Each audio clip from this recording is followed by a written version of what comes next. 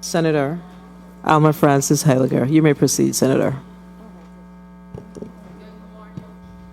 Good morning. Good morning to my colleagues. Good morning to the people of the Virgin Islands. Good morning to the testifiers. Before I begin my line of questioning, I would like to extend condolences to the family, friends, and supporters of Natafa Romaine. Many of us have known him over the years in regards to him participating in community activities as well as U.S. Ambassadors program, where we as Virgin Islanders have been showcased and highlighted as we have done work throughout the world. And I definitely would like to tell his family we are sincerely sorry that he has passed away, and he will definitely be remembered. Now I'm going to go down these zonings in order. The first one I want to talk about is ZAC 215, Stephen Lemen. What is it? Lemelin? Lemena? Well, let's talk about him, that property first. I noted that DPNR is suggesting that there's a denial for this property. And as I was reviewing it, it seems like he's trying to come into conformity, but your concern has to do with he wants to complete a construction garage. But it seems that part of the things that I was hearing is your concern of it going to R3 opens the door for other things. Tell me your thoughts as to why you think this property should not get the zoning outside of what we've read.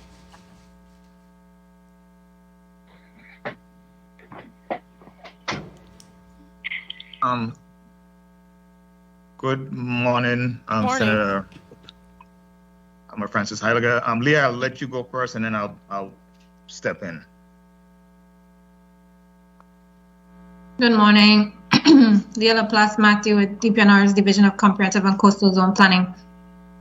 The reason for recommended denial is that there's no R3 in that area. The R3 zone is a medium density. It also allows for uses found with hotels, apartment complexes, and their accessory uses such as bars, restaurants, nightclubs.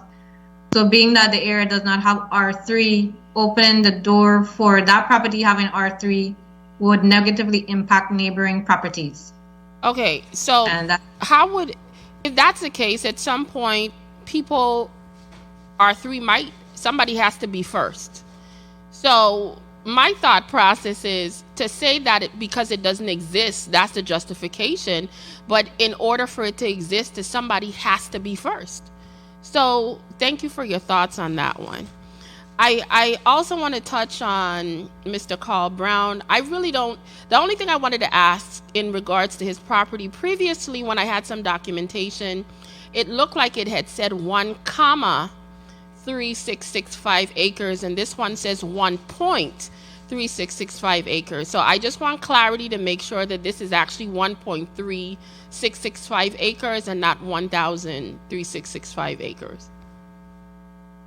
Because I think when I was here in the last hearing, it looked like it had a comma. So I just want to make sure to get clarity that this is actually only 1.3665 acres. 2 minutes. Good morning. This is Leah Laplace Matthew with DPNR, and the correction, yes, it's 1.3665 acres. Okay. Well, that puts me in a different mindset because I was a little concerned the last time when I read it. Okay.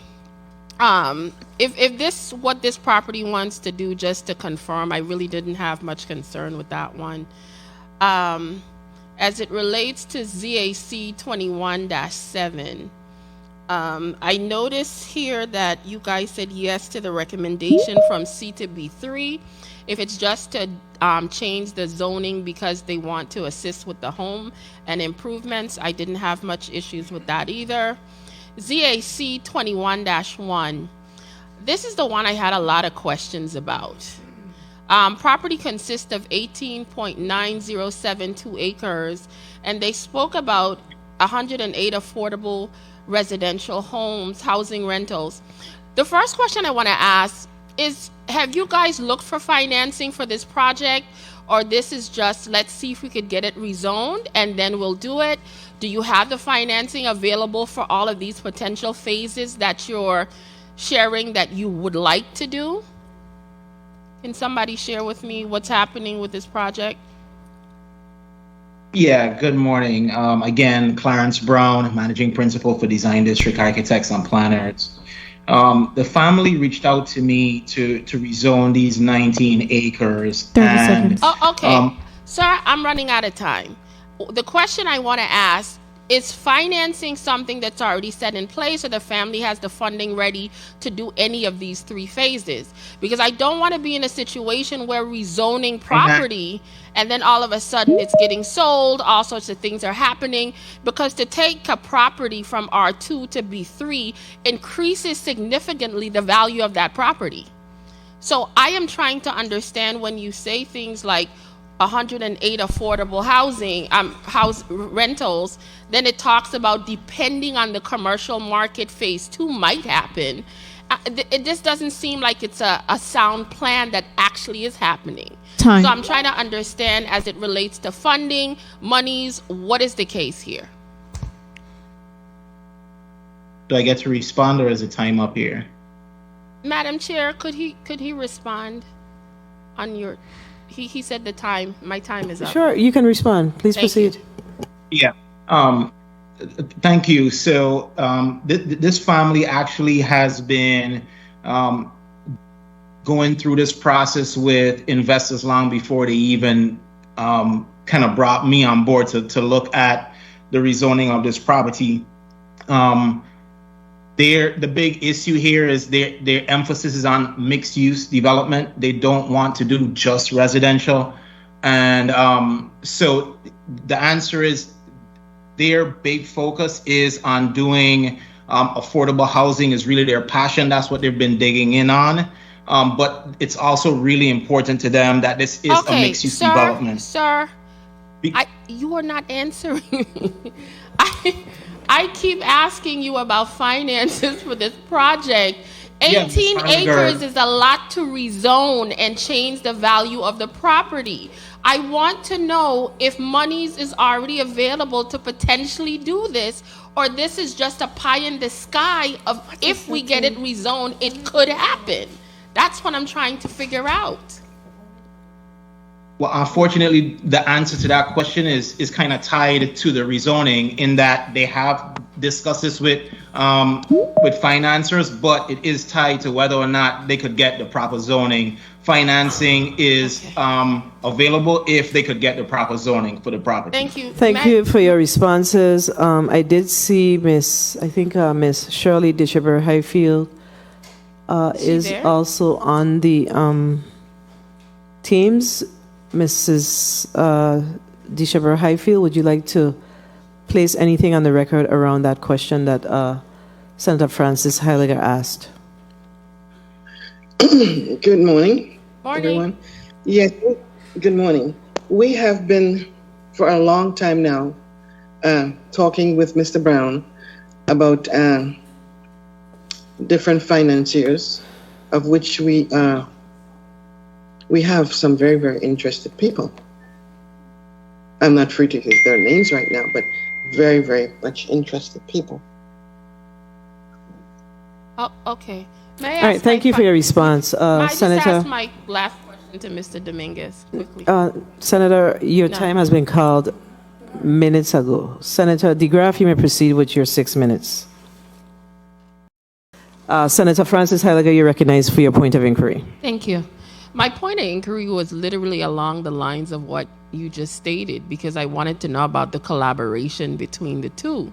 Because at the end of the day, if one is assessing, and how do you know that the property taxes went up or whatever changed if you're not partnering with DPNR to know what's going on?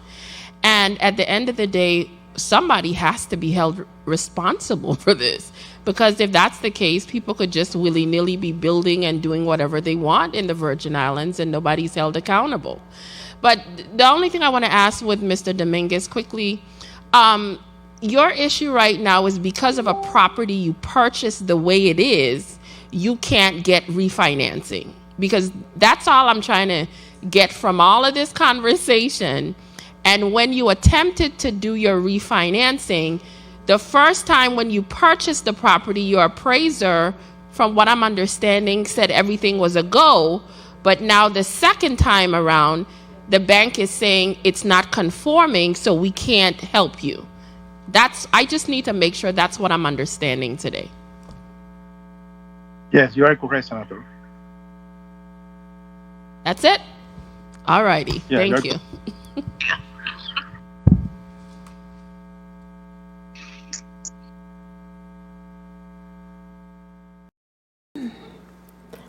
Senator Alma Francis Heyliger, you may restart your 6 minutes. Appreciate that.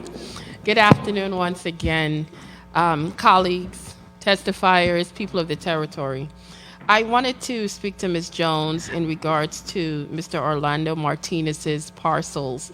Parcel 148323, as was previously discussed, had already been granted a rezoning to B3 several years ago, but due to a technical error that it's not acknowledged, or would we have to amend to get this resolved? I'm trying to figure out what needs to be done specifically with that parcel. Yes, there definitely was an error. When you review the transcript, you will find that what the chair of either the committee kind of transposed the number or indicated that the different number, even when Ms. Reimer indicated the correct name, the parcel for the property. Then the act came out with that changed parcel, which is actually the parcel that is nearby or adjacent to the road. So because of this, that is the church property.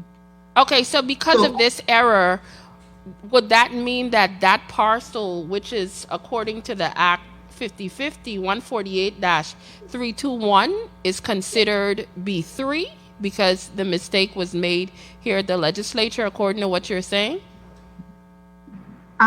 Yes, technically. And so then the correction would also correct that error that refers to that property. It would make that correction. So there will need to be a legislation amending it. Okay. As it relates to 148-1, is there adequate parking if this aspect was granted for that additional parcel? Because I kept looking at the pictures, and if there's 5 to 6 parking available, would that not accommodate the existing building that has been utilized as a bar and a restaurant? To now add an additional building, would you have adequate parking? Yeah, well, the parking right now for the commercial building is adequate as per the code. What we're saying is that if you're based on the code and based on the capacity, and so if we're going to add the other commercial uses to that, there will be additional parking, which is now used for overflow parking. But the code allows you to have parking depending on time periods. Okay. When you would have, if there would be a beauty parlor, there would be a difference in time so that you can use those to calculate your parking area. So based on code, we would have adequate parking. Yeah. Next testifier, Anya Castor. Based on what I'm reading here, you just want to adjust the code in order to be able to complete unfinished property to accommodate your family, etc. That's it? Yes, just finish with changes. All right. Because the original plan was only for 2 units, I believe. I don't remember. Well, thank you very much. I can understand that. David and Ursula Bryan, your property, you just want to split it so your daughter can go with her part and you guys keep the other part. So you just need to go from R1 to R2 to split the property. That's it? That is correct. Thank you very much. Yes. Now, let's get to Leal and Lus Van Beverholt. Now, this one seemed to have quite a bit of contention. And 2 minutes. We saw petitions flying all over. I even saw the petition. And at the time, I was under the impression, before I saw the property and photographs of the property, that this was some beachfront property that they were about to just annihilate and destroy. But when I realized that that was not the case, I was a little bit disappointed based on the perception of what was put out to the public. Because if anybody saw the petition, it had a big picture of a beautiful beach, and I thought that's what this whole thing was about. But that's not the case. Now, I understand what they're doing, and Leal and Lus, based on the recommendations of DPNR, you guys wanted to go from R1 to R3, but they're suggesting to go to R2. Are you in agreement with that? Mr. Van Beverholt? Okay. Yes, I notify everyone that I was. Okay, I just wanted you to say it on I the sent record 2 again. letters. I read them previously. Okay, Yes. so we're okay with that. I also wanted to find out a little bit in regards to, do you feel that what you're attempting to do by putting up 2 additional buildings, I think it's 8 dwellings in each building that would add to what's already there, why do you think there's so much opposition to, this is a 2-point? Well, jealousy, hatred. 30 seconds. Been around since time. And I'm going to tell you, my ancestors told me not even to worry about them. Let them fester in their own thoughts. So you think it's just all about jealousy? Okay. Well, yes, because here is it. I just said the previous caller said that all I was interested in is being profitable for myself. However, she did mention that 65 acres of land was donated to her, the people of the Virgin Islands, through the College of the University, or including the whole beachfront. And that was pristine beachfront you donated. She don't know that. Pardon? That was pristine beachfront, 65 acres you guys donated to the University of the Virgin Islands. Never mentioned. And all you're asking is to rezone this small section, which is a little bit over 2 acres, to R1 to R2 at this moment. Is that it? Yes, that's what I'm asking for. Okay. Thank you very much. Last on the list, Mr. Roosevelt St. C. David. Time. How are you? All is well, all is well. Good. As it relates to this half an acre, and previously, as you mentioned, it was turned down by the 33rd legislature because, as you know, there's a moratorium on gas stations. And if this is authorized, I'm wondering, would there be contentions in there? Because if we are allowed to let it to go up to B3 after this moratorium is over, could they potentially go back and then put in the gas station? So would it be? No plan. There's no plans for that.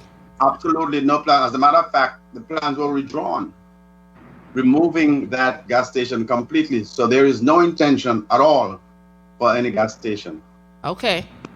Well, thank you so much for that. How many? Senator, your time was called about 2 minutes ago. We have to proceed. I'm sorry. Well, Yes. thank you so much for the time, and I got all the information I needed. Thank you so much. Thank you. Senator Dwayne.